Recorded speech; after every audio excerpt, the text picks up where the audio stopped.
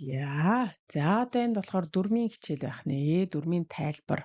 Энд хот дотроо зүг чигээ олох гэж байгаа тий. За тэгэхээр зүг чигээ олохтой холбоотой дүрм гэхэр юу байх юм гэхээр ердөө л энэ хойно урд дэргэд хажууд гэдэг угтварууд байх нь.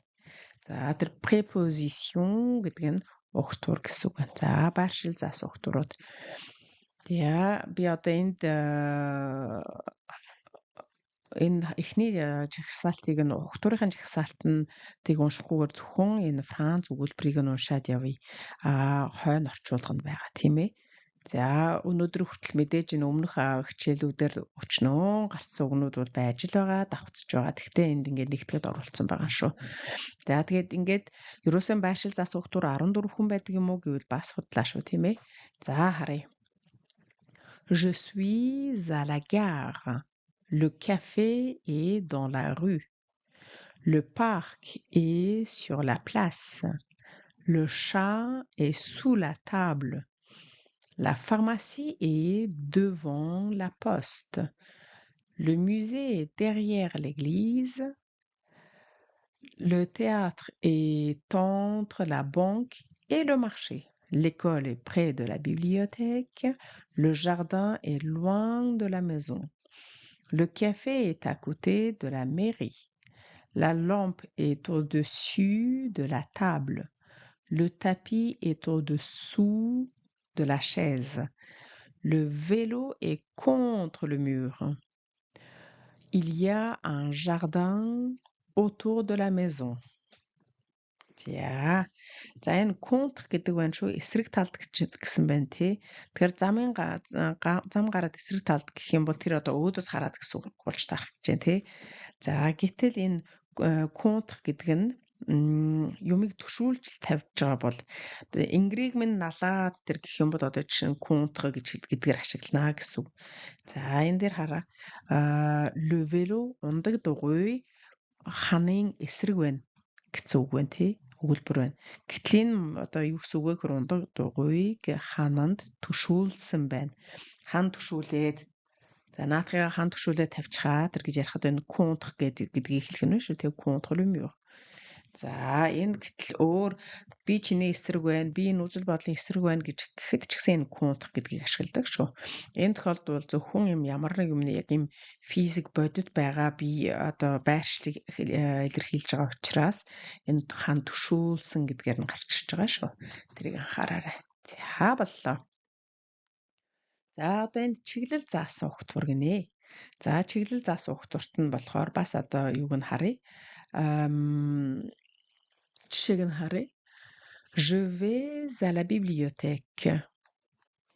Je vais vers le centre-ville.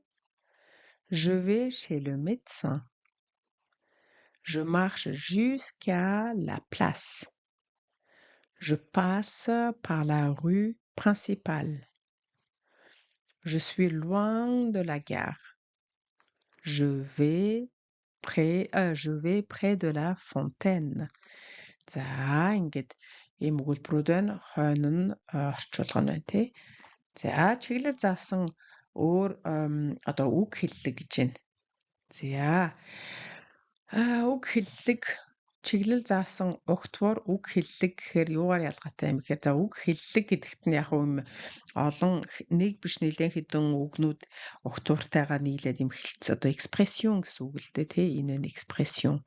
За энэ нь болохоор үүрэг нь энэ хилцүүн яг одоо задаргаандаа л юм юу нэршил нь өөр байгаа тань. За бидний одоо бодит хэрэглээнд бол ингээд за тэр үг байршил заасан үг хэллэг юм байна. За одоо жишээ нь энэ preposition үг мөн өмнө тэг үг хэллэг мөн өмнө. За харъя. Tournez à droite au feu. Гэрлэн дохоогоор баруун тийш хэрэг. Prenez la première rue à gauche. Зүүн гартлын эхний гудамжаар ор. Allez tout droit jusqu'au rond-point. Тойрог уулзуур хүртэл шууд яваарай. Чигээрээ яваарай. Tout droit. Le café est en face de la gare. Café галтрагны буудлын эсрэг талд байна. La boulangerie est au coin de la petite rue et de l'avenue. Талхны газар нарийн гудамж ба өргөн чөлөөний уулзвар дээр байна. За энэ Quang чинь тий. За дараа нь le parc est au bout de la rue. Парк гудамжны төгсгөлд байна. Энэ au bout гэдэг нь төгсгөл эцэс гэсэн үг. За дараа нь le cinéma est avant le marché. Кинотеатр захаас наан байгаа. Энэ одоо avant гэдэг нь өмнө наан гэсэн утгатай байна тий. За тэгээд la banque est après le restaurant. Банк ресторан өнгөрөөд байгаа. Банк рестораны цаана байгаа. Тэгэхээр би өөрөө миний явж байгаа чиглэл эн чинь өөрөө чиглэл заасан үг хэлдэг шүү дээ. Тэгэхээр миний яг одоо байгаа газраас тийшээ явхад тэр нөгөө наан нь байна уу, цаана байна уу, өнгөрөөд байна уу? Тэр утгыг нь илэрхийлэхээр нь avant après гэж байна. Цаг хугацаан дээр болохоор энийг бид нар үзсэн ч тийм бас адилхан хэрэглэгдэжсэн. Одоо 2 цаг болсны дараа 2 цагийн өмнө ч гэдэг юм ингээд цаг хугацаан дээр ашиглагдана. За одоо эндээс одоо бүү гэж энэ төгсгөлд гээд. Тэгэхээр энэ төгсгөл гэдгээ за одоо би ёстой миний тамир тасарлаа шүү гэхэд ч ашиглагдана. Одоо тамир тасарч яана гэдэг чинь бүх ингээ хүчээ шавхаа дууслаа юм ингээд эц төгсгөлдөө ирлээ юм үлдсэнгүй гэх тий. Тэгэхээр энд байгаа энэ үг хэллэгний хөрвөх чадварыг нь гоё ашиглаж сураарай. Өөрөөр хэлбэл зөвхөн зөв чиглэлд л ашиглах юм байна гэсэн үг биш шүү. Тийм ээ. За одоо дөрмийнх нь өөр нэг чухал юм байна. Энд болохоор хараа. Il y a, il a.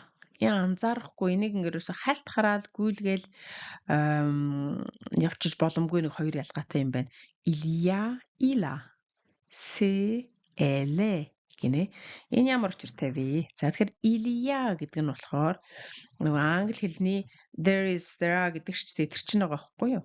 За тэгэхээр байгаа, байдаг, байна гэсэн утгатай эзэн бийгүй хэллэг гинэ. За өөрөөр хэлбэл il y a un parc près de chez moi. Манай гэрийн ойролцоо, манай ойролцоо нэг парк байдаг. Il y a une voiture dans le garage. Гаражт нэг машин байна. За тэгсэн чинь нөгөө il a гэхээр түүнд байгаа тэр бүсгүй тэр залууд байгаа гэсэн утгатай болчихжээ. Түүнд байгаа. Il a une voiture. Түүнд нэг машин байгаа. Тэр нэг машинтай. За дараагийн ce sont гэд. Энэ болохоор энэ бол эдгээр бол гэсэн утгатай байна. За тэгээ эндээс хэлэхээр c'est un café, энэ бол кофе. Кофе. C'est facile. Энэ их амархан. C'est Anne. Anne байна. Ce sont Anne et Yves. Anne, Yves хоёр байна гэд хэлчлээ. За тэгсэн чинь il, elle гэд энэ харъя. Elle, il. Энэ болохоор тэр бүсгүй бол тэр залуу бол за энэ 3 цэг учиртай. 3 цэг ямар учиртай вэ гэхээр энэ зөвхөн залуу бүсгүй гэд амьтай одоо хүн дээр хэлж байгаа юм бол бас хүнээс гадна өөр амьгүй юм дээр хэлж болно. Жишээ нь тухайн үг ширээ гэдэг үг авъя тий. Тэгэхээр ширээ гэдэг нь өөрөө эм хүйс учраас elle гэд тэр бүсгүй гэж байгаатай адилхан төлөөний үгээр орлуулагддаг тий. Elle гэд. За тэгэхээр энэ 3 цэг бол дурын нэр үг хэрэглэгдэж болно гэдгийг хэлэх гээд ингээд цаашаа яриул их юм биш үү гэд үлдээсэн байгаа тэрийг илэрхийлж үлдээсэн 3 цэг шүү. За одоо энийг харъя.